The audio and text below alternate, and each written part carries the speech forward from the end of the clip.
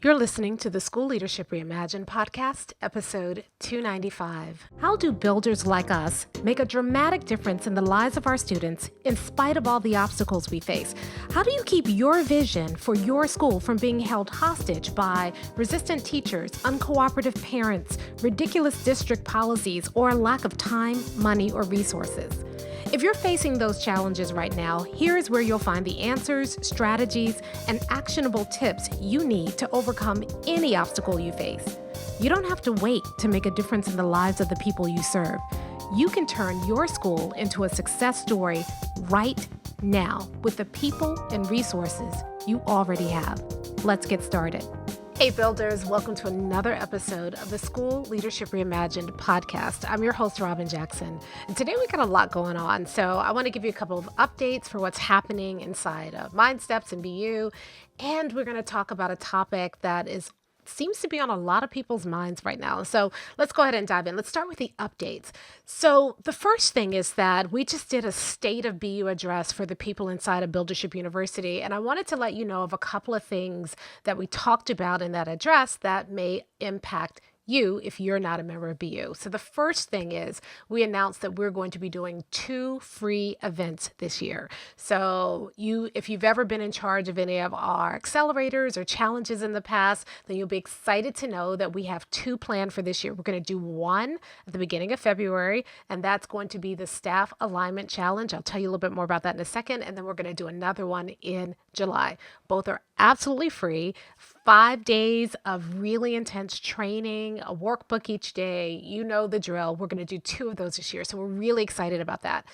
The second thing that we announced is that we've been seeing a need for a lot of more in-depth workshops. And so inside of Buildership University, from time to time, we do these in-depth workshops where then the workshops are different than training. It's not just like, you get on and you listen and you sit and get. The workshops are about implementation. So some of the detailed work that you must do as a builder. And in the past, we've had workshops on how to motivate anybody. And really, it's about understanding the will drivers of the people in your team. And we've had workshops about, how to set up certain systems in your school. We just finished a really incredible workshop on how to conduct walkthroughs, and there were just so many ahas on during that time. And it's really about how do you set up a walkthrough system that actually serves you. And one of the biggest ahas was that there's a big difference between a walkthrough and an informal observation, but over the years they've been conflated. And how do you separate them out and use walkthroughs for what they're really designed to do? And we gave people an amazing walkthrough playbook that showed them step by step how to set up walkthroughs, and we helped people work through issues where the district is requiring one thing and how do you turn that thing that the district is requiring into something that is useful. Anyway, we have a series of workshops we do inside of Buildership University, but people have been asking for a long time if they could get access to those workshops. And so what we're going to be doing this year is we're going to be selling some tickets to the workshops. Now, we keep the workshops intimate because it is a workshop, right? So we want to make sure there's time for people to ask questions and make sure there's time for everybody to kind of get their needs met. So it's not going to be like 1,000-person workshop ever, but we do have we'll always release a limited number of tickets to the workshops. Now, if you're a Buildership University member, that's a part of your membership. You get the workshops as a part of your membership. But if you're not a Buildership University member and you want to be a part of these workshops, then you want to check out, you want to be a part of our email list. And so you just need to go to buildershipuniversity.com and sign up for the email list, or you can go to schoolleadershipreimagined.com and sign up for the email list. That's where we'll be letting you know what the upcoming workshops are, and we'll always release tickets to people who are on the email list first, and then if we have any tickets left, then we'll just kind of put it out there and announce it to everybody in general. But we'll have a few tickets available to some upcoming workshops, and you can also look, once you get on the list, there's a page that we have with a list of all the workshops that we're doing, upcoming workshops that we're doing, so you can look at them. We have some really cool ones. We're getting into master scheduling season. So we're going to be doing one on just really nitty gritty to help you think through your master schedule and get the most from your master schedule. We're going to be doing a workshop on, in the spring, we'll do some workshops on how to recruit and hire the best people for your school, especially if you're, fighting for teachers right now, and setting up a system so that you attract the right people to your school. And more importantly, you repel the wrong people from applying for positions in your school. So we'll be showing you how to set that up and getting that set up. So these workshops are very, very practical workshops.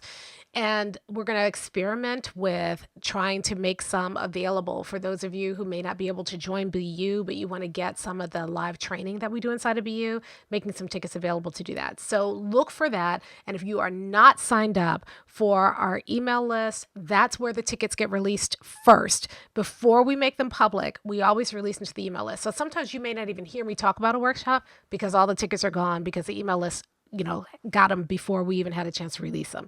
So that's the best thing to do. And again, go to schoolleadershipreimagined.com and you can sign up for the emails, or you can always go to buildershipuniversity.com and sign up there.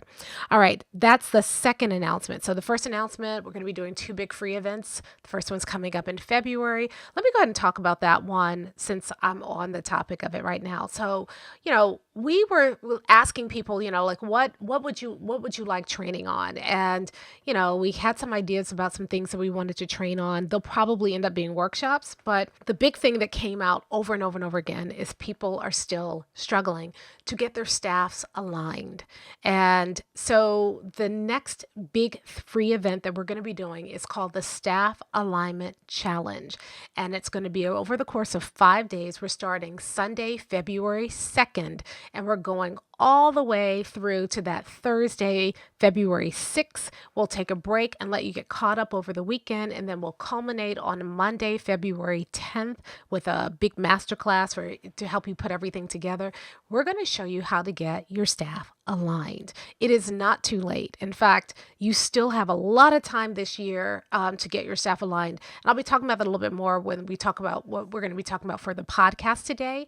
But look for that, and we'll be opening up seats for that absolutely free. If you are a principal or an assistant principal, you want to come to this because we're going to be breaking down what it really takes. And this time, we're going to be focusing on what builders do differently. So it's not about doing something new. It's about taking the work that you're already doing it. But there are things that builders do differently with that work that make a big difference. And so this challenge is really about showing you the nuances that can make the big difference for you this year. There's some reasons, some very important reasons why your staff is not aligned. And we're going to talk about what those nuances are, how to avoid some of the pitfalls that come with our leadership training that keep us from having a truly aligned staff. And then the most important thing, and this is the part I'm really excited about, are those things that builders do differently. So we'll be kind of contrasting. Here's how you were trained, and here's why it's failing you, and here's what you can do differently. Here's the nuance that makes all the difference in terms of being able to get your staff aligned this school year. So just look for that, and you can go to buildershipuniversity.com/challenge to sign up for the challenge. buildershipuniversity.com/challenge. Okay.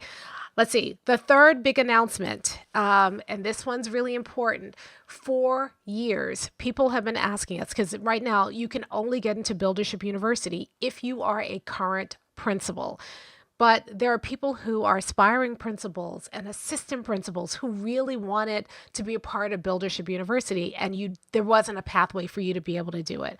Well, I want you to stay tuned. I can't say much more about it yet, but we have something that we are going to be piloting for assistant principals, and that'll be happening we'll be releasing that in February. So if you are an assistant principal or an aspiring principal and you've always wanted to be a part of Buildership University, we may have something for you. And that's all I can say right now, but look for that coming up. So I think those are the big announcements right now, that we're doing 2 free events. The first one is going to be on February 2nd, and it's a staff alignment challenge. And you can go to buildershipuniversity.com/challenge to sign up for that. The second big announcement is that we are going to be making some tickets available to the Buildership University Live masterclasses and workshops that we do for our Buildership University community.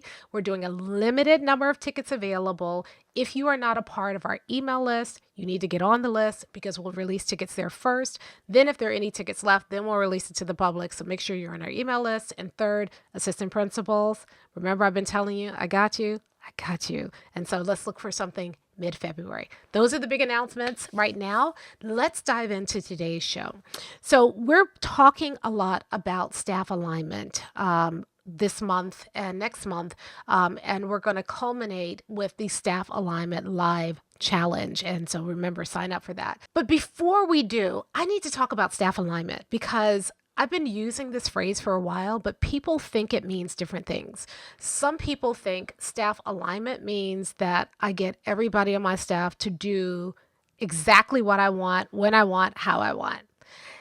That's not staff alignment. That is something else. That's a Stepford staff. That is staff control. That is staff manipulation. That's not staff alignment. And to be honest, even though we think it would just be better if everybody did exactly what we wanted them to do, it's a lie. I understand what's appealing about that lie, but it is a lie. If everybody did everything you wanted them to do exactly how you wanted them to do, your school wouldn't grow because it's just a whole bunch of little mini me's running around doing your bidding. It's not going to make less work for you. In fact, it's going to make more work for you because you're the only one doing the thinking. You're the only one making the decisions. You're the only one who is driving the work forward, and everybody else is just sitting there waiting for their next order. So you might think that it's going to make your life easier, and it's not. It just creates more work and more pressure for you. You're responsible for everything. You're accountable for everything, and nobody else is accountable. Nobody else is responsible because all we're doing is what you told us to do. So I know it might, at this point in the year, seem like it's going to be easier, but it's not. It actually creates more work for you. And other people mean staff alignment means that everybody believes what you believe. But that is also a myth and a lie as well. Because if you have everybody who believes what you believe, then what happens is you begin to create this vacuum of ideas. And so if everybody's thinking exactly like you're thinking and believing exactly what you're believing, you never ever grow. What seems like a good idea to you seems like a good idea to everybody else, but it may not be a good idea, or it may be a decent idea, but it could be refined. We need a diversity of voices. We never ever want to erase our staff's voices and opinions and ideas, and we shouldn't be afraid of their ideas. Do you know why we're afraid of their opinions right now? Because in most cases, when people disagree with us, we don't have a culture set up that can accommodate disagreement. And so disagreement feels threatening. Disagreement feels like, oh my goodness, it means that the work is going to stop and they're going to take us in a different direction. When you have a misaligned staff, disagreement can be really scary. But when your staff is aligned, there's space for agreement because we have all agreed on the important things. So there's space for people to disagree on how we get there. I always say that, the first step whenever you are trying to move your staff forward is you be stubborn on the vision, flexible in the details. When you have an aligned staff, you can create great alignment around the vision and create space for people to come and work out the details. And you've heard me say this time and time again, when you create that space to be flexible around the details, people can build. That's what it means to be a builder, right? You are building a space that invites other people to come and build it with you. And people don't tear down what they helped build. So you don't have to worry that someone who disagrees with you is going to tear everything down. They're not going to tear down what they helped build. When they're disagreeing with you about how to make things better. But because you're stubborn on the vision becomes the arbiter. The vision becomes what the deciding line. If you have agreement up here on the vision, if you disagree down here hear about the details, ultimately, you're going to come to the right decision because the vision drives everything.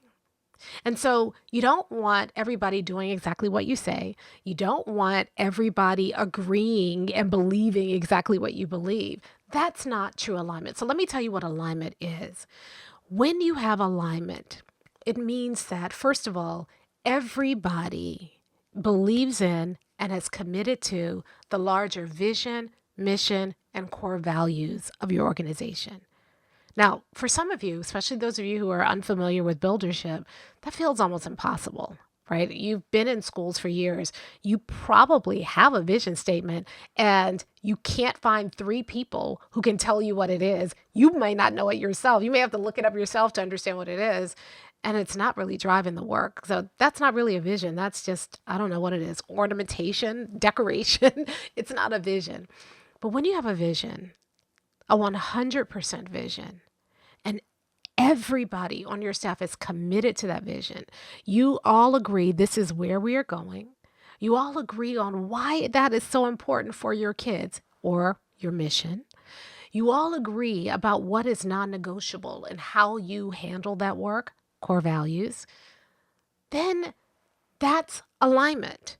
Because if everybody's committed to the vision, the mission, and the core values, then alignment is really about how do you ensure that everybody stays committed, that everybody adjusts their behavior and their approach to the work so that their work supports the vision, mission, and core values. That's the work of staff alignment. And if we spend our time and invest it first in creating that vision, mission, and core values, the work gets a lot easier.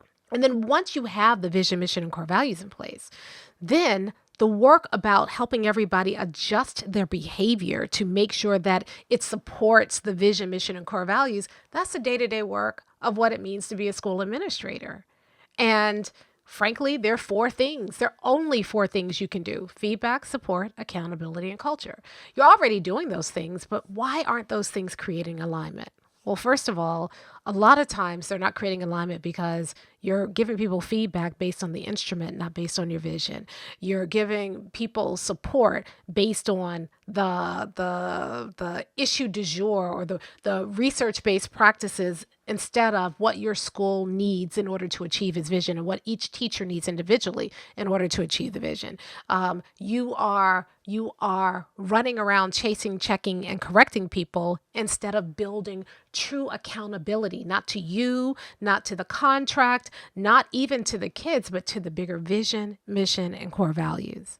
And you're creating a culture built on food and fun and freebies rather than building a culture based on a shared and collective commitment to a bigger vision.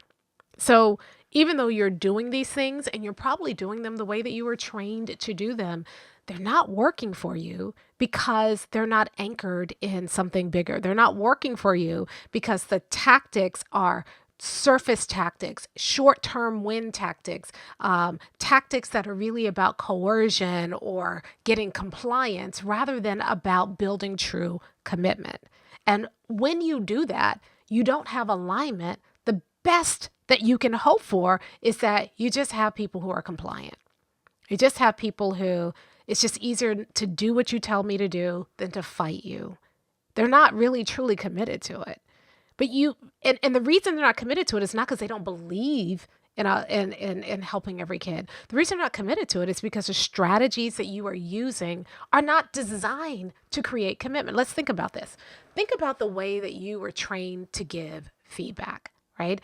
The way that you were probably trained to give feedback is you have a feedback instrument, you go into a classroom, you have a pre-conference that's highly scripted, the teacher tells you what their goals are, you write it down, you go into the classroom. Even if the teacher has goals, those goals aren't really considered because what really drives your observation is I got to conform to my instrument. Then you come back, you have a post-observation conference that is really more of a feedback dance than true feedback, where you're saying what you're scripted to say, and the teacher, if they're really savvy, they're saying what they know they should say so they can look like they are being reflective. And then you do a write-up that's pretty formulaic, and then You may not see that teacher for 2 or 3 months. And the teacher just looks at the write-up to say, did I pass? And if you're in a place where compensation is tied to that, did I get a score high enough to get the compensation? And that's all they look at. They're not looking at your feedback. Your feedback isn't really impacting and changing their practice. And if the teacher's really struggling, they're looking at your feedback and you're identifying all the things that they didn't do, and they're either overwhelmed or resentful or both. How is that creating commitment? Look at the way we provide support. We try to kind of focus on what our emphasis is for the year. We give people a whole bunch of PD. The second they leave PD, we expect them to do it, whatever we train them to do, with fidelity. Then we run around. Here's the accountability piece with our checklist, our walkthrough checklist, and we check off behaviors and we give people glows and grows. None of that's going to create commitment. Everybody's just trying to do things that you tell them to do, exactly how you tell them to do when you show up with your checklist. Who knows what they're doing when you're not there? Who knows what they're doing when, or what they'd want to do if they could choose how to do their own practice?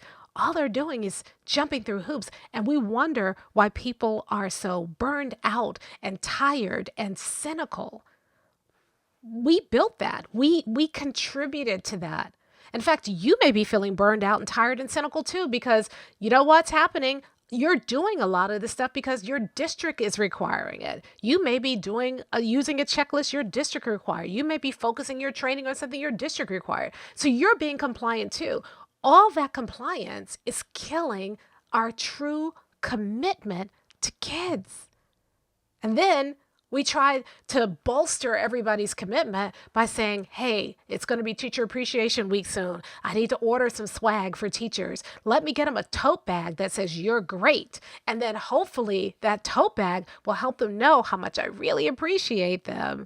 And, oh, but I only have a $500 budget, so maybe I'll just get a Cricut, what is it called? You know, the thing, and I'll just make the tote bags myself. So you kill yourself trying to do something special for teachers to compensate for the environment that all these leadership strategies have created.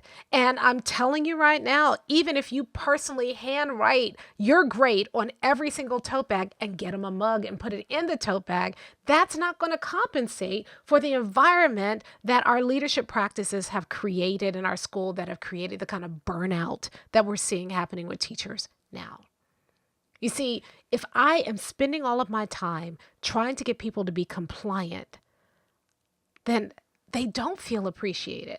My strategies have not shown them that I appreciate what they bring to the table. My strategies have not shown them that I see them as a professional. All my strategies have done is said, if you don't comply, you may lose your job. If you don't comply, you may lose compensation. If you don't comply, then you're not good enough.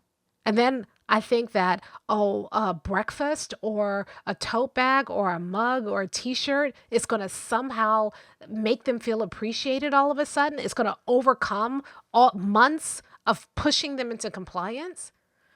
Not going to happen. And so we wonder why we don't have staff alignment, when the truth is the strategies that we are using were not designed to create alignment. They were designed to create compliance. And B, we wonder why we don't have alignment and why our cultures are sinking and why people are getting tired and burned out and cynical when we have built the very culture that promotes that kind of stuff in the name of leadership. So that's why I think people are so excited when we do these staff alignment events, because the way that we were trained is all we know, right? We don't know any better. People are looking for other ways to do it, but our training isn't providing it. It's not offering that. It's just straight up leadership practices, and we feel compliant, and then in order to comply with what the district is doing, we do a lot of compliance stuff ourselves. And so when you have something like the Staff Alignment Challenge, which is coming up, it helps people see that there is another way. You see, builders are doing things differently. When we offer feedback, the feedback is empowering because we're not overloading people with our checklist. We're really paying attention to people's practice, and we're giving them feedback that they can use right away and see tangible results right away. And our feedback is customized to each teacher.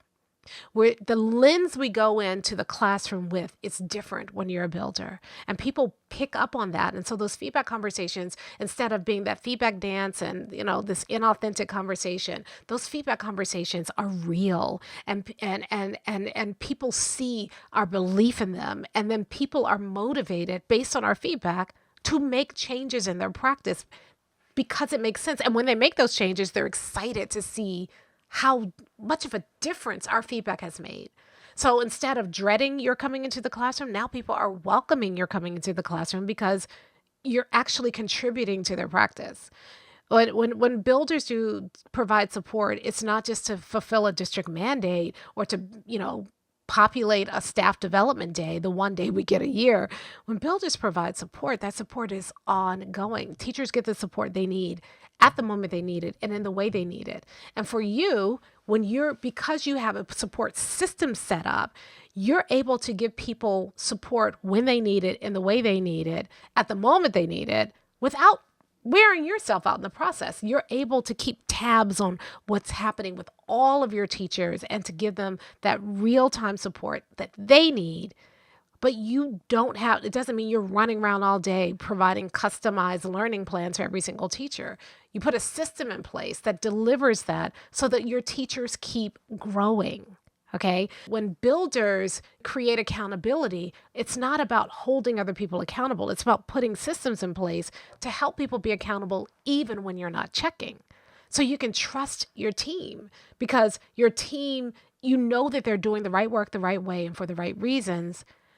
And you don't have to go running around checking to do that because you have these systems in place that give you the peace to be able to do that. So that frees you up to be able to do all the things that you need to do in order to move your school forward. And instead of just, creating culture based on food, fun, and freebies, what builders are doing is they're building a solid culture that is self-sustaining.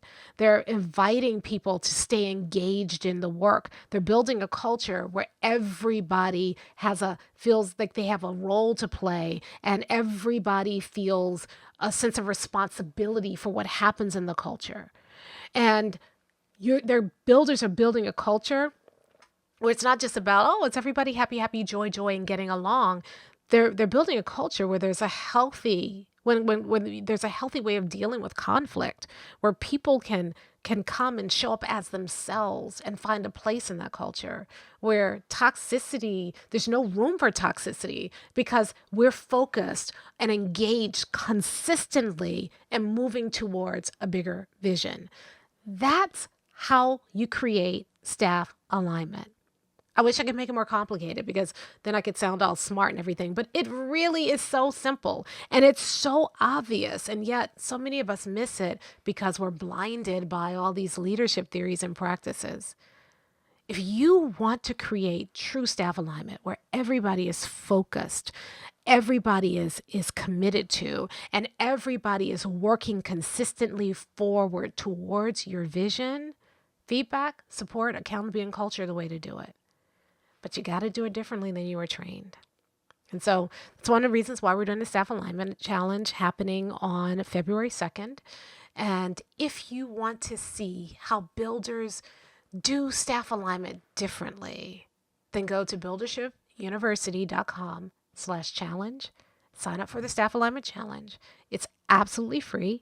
Every single day, we're going to spend an hour taking each piece of that puzzle and showing you how you can adjust what you're doing. I mean, you already have to give feedback. You already have to give support. You already are doing accountability. You're already doing culture.